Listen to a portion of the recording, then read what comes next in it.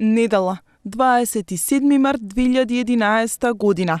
Денот кога сите го слават театарот, а театарот ја слави публиката. 24 вести беше во Белград, а Белградското народно позориште одлучи да го прослави денот со дервишот и смртта. Ние немавме против. Во кафено Сомотско палто, како што бива пригодно и свечено, проаѓа прозаичниот ден, вели тој.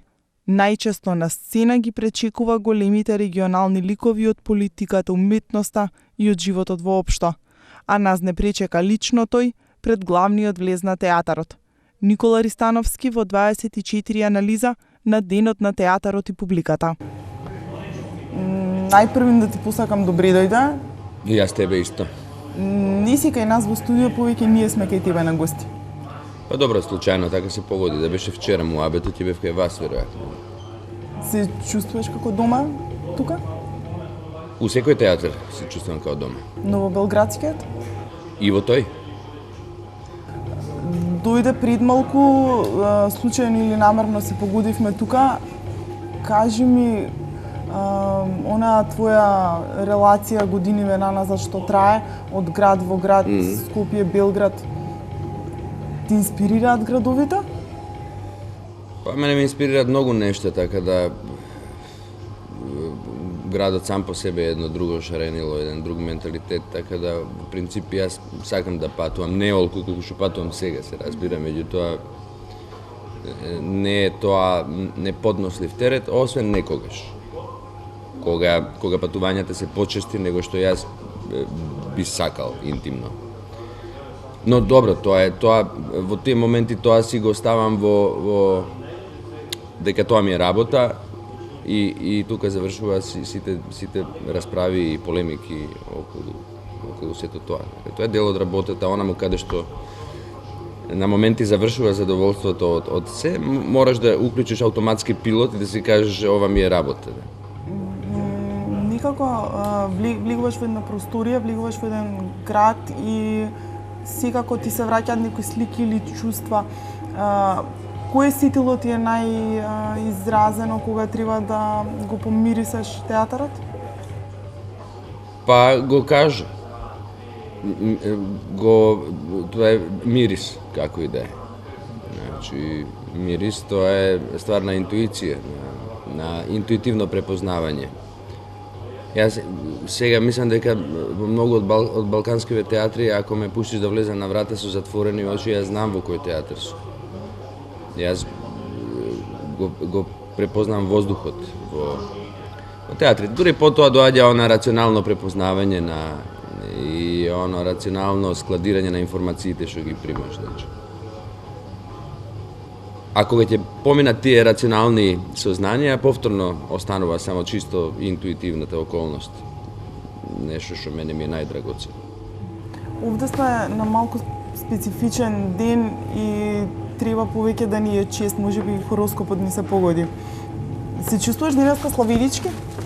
Па, избегнувам да се чувствувам славенички од чиста причина што ја и за нова година се одбегнувам да се чувствувам славенички, затоа што имам потреба така да се чувствувам секој ден во годината.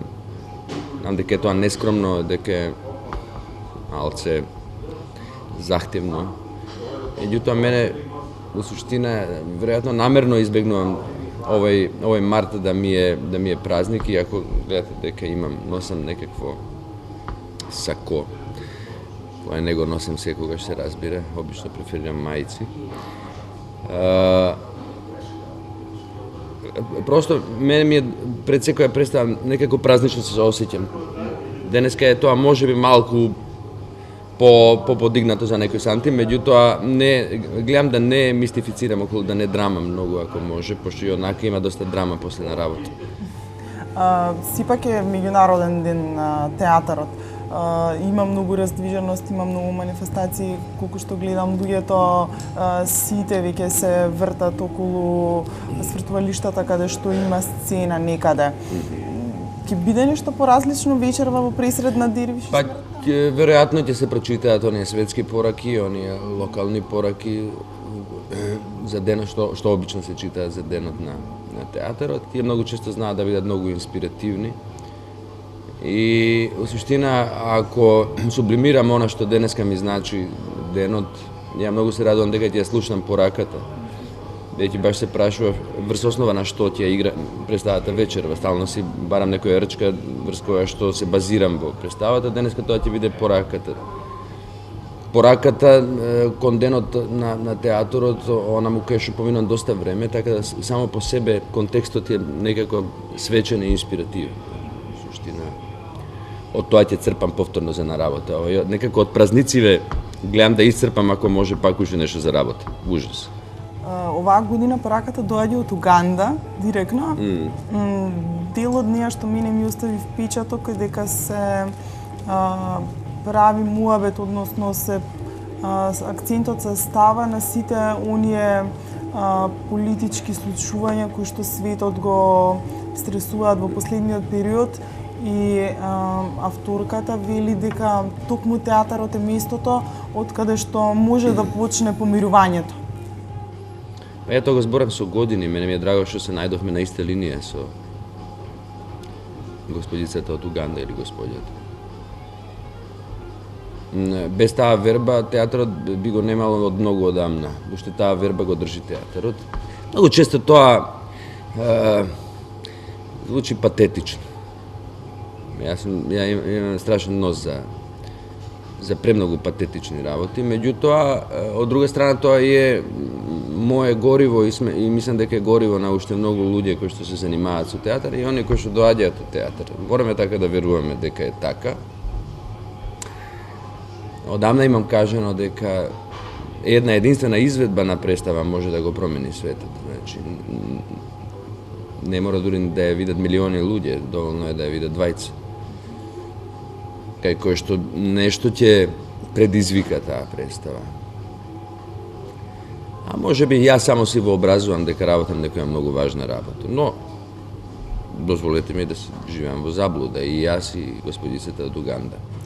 Но господјата од Уганда вели дека Обединените нации даваат многу пари за да се случи тоа, а во театарот е релативно ефтино, по ефтина цена се доаѓа до големите вистински вредности за кои што сидат многу умни глави на не знам кој си кат таму горе во Њујорк и размислуваат, па праќаат хеликоптери, па праќаат делегации. Кој е театарско четиво најмногу мислиш дека носи до помирување на Балканот?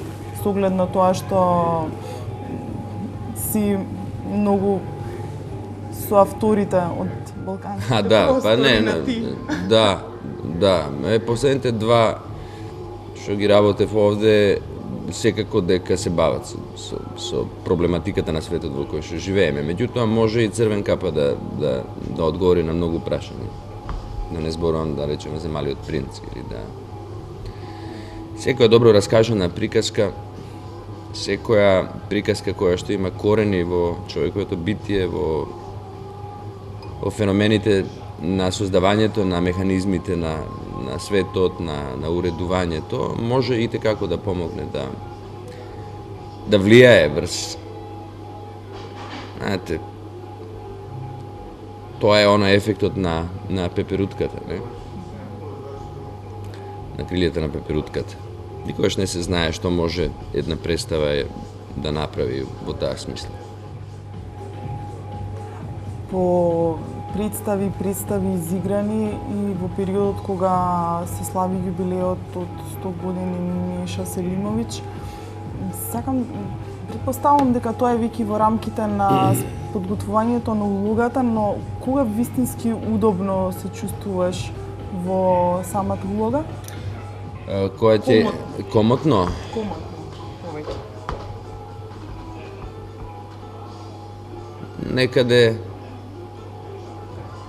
Некаде на средина.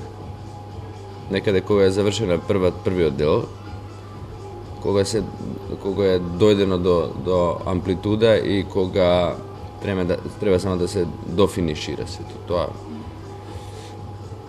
Така се чувствував последната представа. А многу често кога ќе изговарам последната реченица, а многу често цело време. Значи, и тука нема некој правило, ако искрено зборам. Има врска емоцијата во публиката? Или едноставно Секогаш има заедно врска. Во патување? театарот кој што јас го работам, публиката има пресудно значење. Тоа не значи дека публика видливо реагира и значи видливо кога зборам, значи објективно видливо. Најважниот дел од театарот, или барем 51% од акциите држи публиката. И она е не само што е посматрач, него е активен учесник во вистинскиот театар. Затоа овој празник денешен е празник и на публиката, таа не е само на оние кои што го прават театарот, него и оние кои што години и години доаѓаат во театар да по некои своји интимни одговори.